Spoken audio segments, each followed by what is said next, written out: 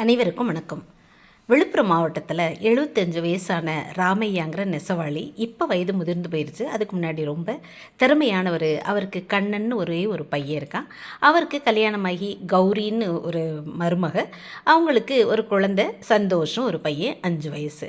இப்போ வயது முதிர்வின் காரணமாக அவருக்கு நிறைய பிரச்சனைகள். காது சரியாக கேட்குறதில்ல, கையெல்லாம் வேற கொஞ்சம் நடுக்க ஆரம்பிச்சிருச்சு. ஆனால் இன்னும் மனசுக்குள்ளே ஒரு குழந்தைத்தனம், அது மட்டும் இந்த வீட்டையே சுற்றி வருது. அந்த மகன் மேலே அவளுக்கு அவ்வளோ பாசம். அந்த பொண்ணு கௌரி நல்லா சமைப்பாங்க, வீட்டை ரொம்ப நல்லா பார்த்துக்குருவாங்க, நல்ல மருமகள் தான். ஆனால் இப்போ வயது முதிர்வின் காரணமாக இவருக்கு உள்ள இந்த சிறு சிறு குறைகளை எல்லாம் அவங்களால தாங்கிக்க முடியல. என்ன கொடுத்தாலும் கை நடுங்கிறனால கீழே சிந்திடுறாரு, போட்டுடுறாரு, உடச்சிடுறாரு, பொருட்களை பிளேட்டேருந்து உடச்சிட்டாரு. அவங்க அந்த காலத்தில் இந்த மண் பாத்திரம் தான் வச்சு சாப்பிடுவாங்க, அதெல்லாம் உடச்சிட்டாரு. உடனே என்ன இப்படி ஒவ்வொரு நாளும் ஒவ்வொரு பாத்திரமாக இவருக்கு வச்சுக்கிட்டு இருக்க முடியுமா, பேசாமல் வேறு பாத்திரத்தை மாற்றிடுவோன்னு ஒரு மரத்தால் ஆன ஒரு பாத்திரத்தை கொண்டு வந்து கொடுக்குறாங்க. கொடுத்து அது மட்டும் இல்லை, டேபிளில் உட்காந்து சாப்பிட வைக்காமல் அவரை தனியாக வெளியில் உட்கார வச்சு சாப்பிட வைக்கிறாங்க.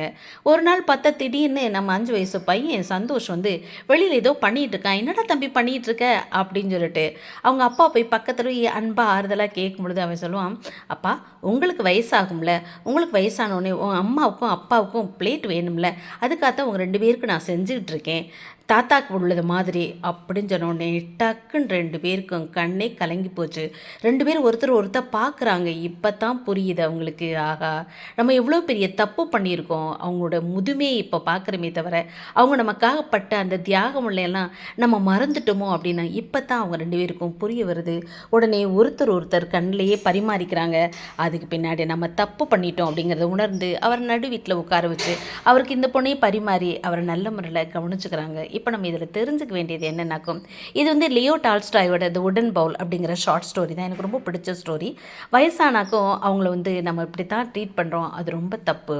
பிள்ளைகள் நம்முடைய பேச்சை மட்டும் கேட்கறதில்ல, நம்மளோட செயல்களையும் பார்த்துக்கிட்டே இருக்காங்க. நம்மளோட செயல்கள் தான் அவங்களுடைய எதிர்காலத்தை உருவாக்குது. அதனால் நம்ம எப்படி இருக்கோமோ அதுபோல தான் நாம் எப்படி நடத்தப்படுவோம் அப்படிங்கிறத இப்போவே தெரிஞ்சுக்கலாம். அதனால் நம்ம பிள்ளைகளுக்கு நம்ம ஒரு முன்மாதிரியாக இருக்கணும்.